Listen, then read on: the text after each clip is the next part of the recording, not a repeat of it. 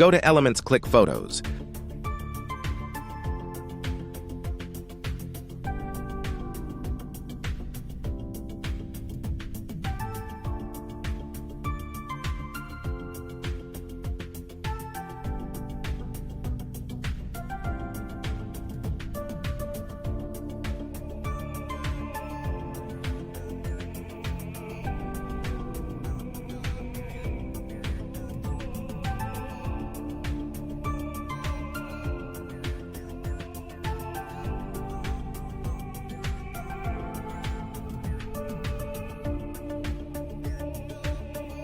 Select Blurred.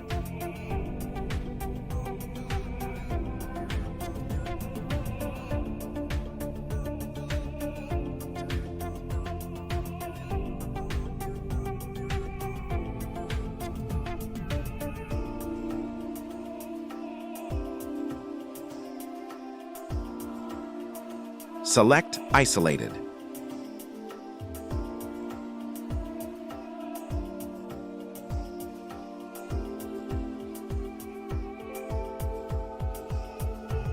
Click the link in the bio to sign up wplearning101.com and start learning WordPress today.